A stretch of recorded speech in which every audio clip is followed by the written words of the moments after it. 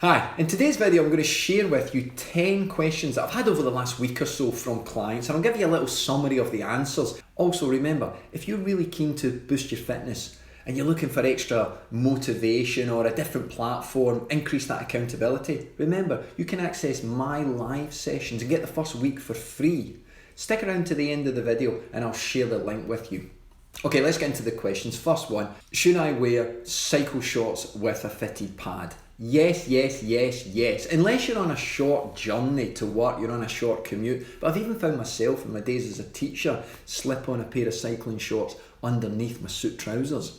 It was only a couple of miles and just easy in. The reason being the anatomical pad, or the chamois, is going to fit male and female, and it's going to protect you. It's got extra cushioning designed to protect your private parts. A lot of saddles when we start, they're very narrow and they're going to take a little bit of getting used to. Also, you're going to cut down on the friction, and that friction is going to therefore mean you're more likely to get back on the bike the next day and the next day and the next day. So if you haven't tried them yet, get yourself a pair of shorts.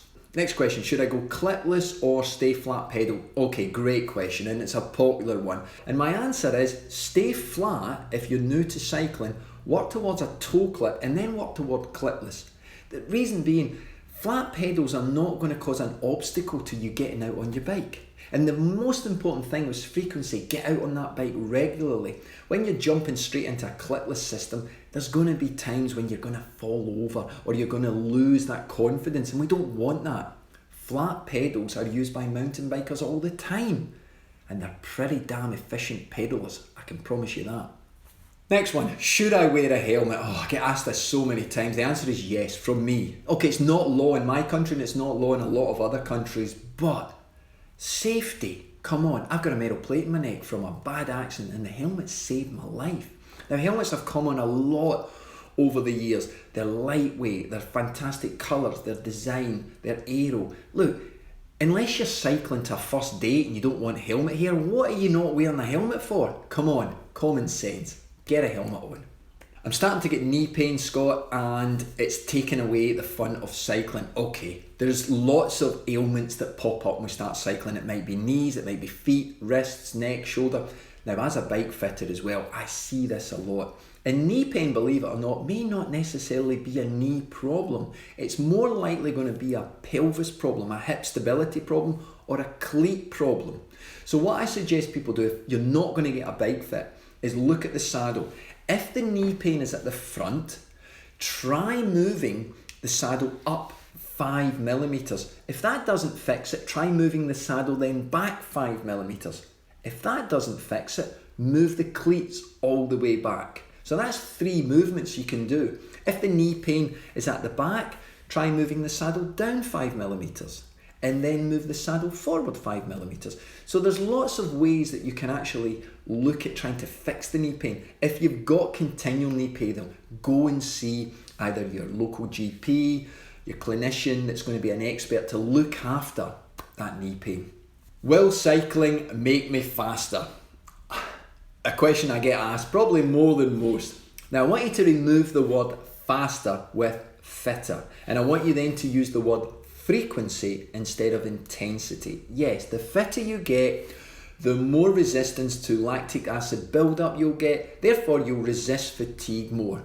And if you think of frequency, the more often you can do something rather than the harder you do it or the longer you do it, that's going to be the key.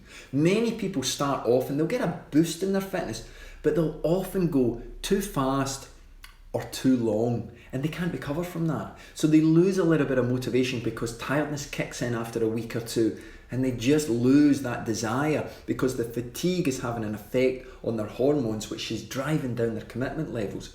So turn up often rather than turn up and deliver fast. Think of it like starting a new job. Don't work suddenly super hard on a Tuesday, but then really low on a Wednesday, Thursday, and get the sack by Friday, okay? This next one's great. Will cycling reduce my belly fat? I get that a lot, okay? Right, so remember, we've got to get into an excess of calorie burn compared to calorie input. Now, cycling is wonderfully good at that because we can actually create high intensity sessions. Those high intensity sessions, when we move towards VO2 or anaerobic capacity are going to draw down a lot of oxygen. That oxygen oxidizes more glycogen, which burns more fuel. So calorie expenditure goes up, and that's key because you're going to burn fat all over the body. Remember, when the body puts on weight, it's going to put it on around the belly first because it's more efficient. You don't see people putting weight on in their ears or their fingers first, do you? No, it goes on the belly first and it comes off there last. So what we've got to do is through high intensity work to increase oxygen, increase calories. So think of your exercise, think of what I just talked about with frequency. Then we're going to increase intensity. And we've got to get workouts that are short and specific and draw down more oxygen. And yes, it will get rid of that belly fat, as long as we then add in some specific strength exercises that are going to work on posture. You've probably heard the term the core. So we're going to work on exercises that really target core muscles as well when we're off the bike. Is cycling better for me than running? Well, it depends what better for do you mean. Better for fitness or health or burning that belly fat. Cycling is going to cause less loading through the joints when we start to run, and especially if you're starting to run because you want to lose weight and improve your fitness. The loading through the joints is going to cause a greater risk of injury in the joints and the muscles. And what that's going to do is stop you running. It's going to stop you exercising. It's going to decrease that motivation. Whereas on the bike, we're not going to get that. We're going to get much less loading. Now, it is a little bit more expensive because you've got to buy a bike compared to running shoes. But you'll get more opportunity to turn up and deliver on the bike. Also on the bike, you're going to get to explore further. You're going to get to go on journeys. Because remember, you can freewheel down hills. Okay, next one, more technical, disc brakes or rim brakes? Good question. Now, I've obviously been through generations of changes in bikes, and I've ridden with both rim brakes and disc brakes, and I got to say, it's disc brakes 100%. I live in a hillier part of the world. It has a wetter climate in the west of Scotland. The disc brake reliability consistently is superior to rim brakes, and I've trialled the most expensive rim brakes there is. But disc brakes work every time. And the thing is, over the last 5 years, I've seen disc brake technology really advance, so they're much lighter now.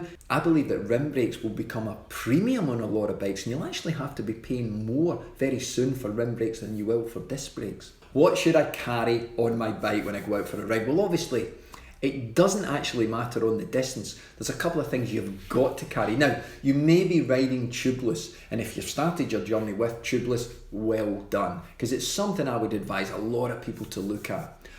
But if you're going out and you're worrying what to pack, here's what to think about.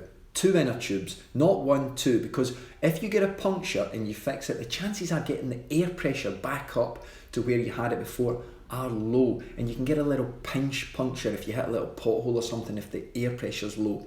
So 2 to get you home.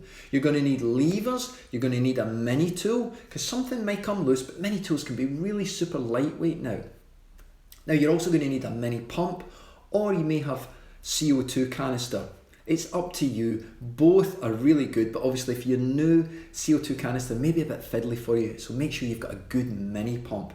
Now, extra little things that you might have room to carry, because they're quite small, is a pair of tweezers and cutting out an old piece of tyre, just in case you rip your tyre and you can insert that. Why the tweezers? You're not going to be plucking your eyebrows, I promise you. You're going to need it if you get a thorn or a piece of glass or a broken nail in your tyre and it breaks off and you just can't get it out. I've been saved many a time with a pair of tweezers. Last one, miles or kilometres? Great question. Look, I live in a country that's measured in miles, so I use miles, but going up, I use metres. Bit odd, but I like metres. My wife uses kilometres. There's more of them, she says, when she goes out on a run. It doesn't really matter, but don't let it take away from the goal of increasing duration to your training rides. Yeah, that's super important. A lot of people say, I want to cover such a distance, but I promise you, you're going to see bigger gains by measuring the time spent, and you want to continually add to that time. Over a 3-week period, you should be looking at adding around 10 to 15% on your longest ride, and that'll get to a point whereby that's you at your maximum time that you've got available. And then when you hit that, you can then add intensity within that ride. So miles or kilometres, as long as you're spinning, you're winning. Hey, I hope those answers helped you. I'll be looking to put a video like this together each week from all the questions I get. Maybe you've got a question, just fire it through and I'll do my best to get back to you with an answer. Remember, I promised you that link, so you'll find it in the comments below. And use the link to get your free training. Live sessions with me where I go through pedal drills all the way through to VO2 workouts. We do anaerobic capacity workouts, we do threshold, we do aerobic sliders. All of the sessions come with direct coaching from me when I perform with you. You can have video on, video off. As long as you can hear me, you can see me. You'll be smiling and you'll be sweating. Click the link and I'll see you in the next class. And remember, anyone can train hard.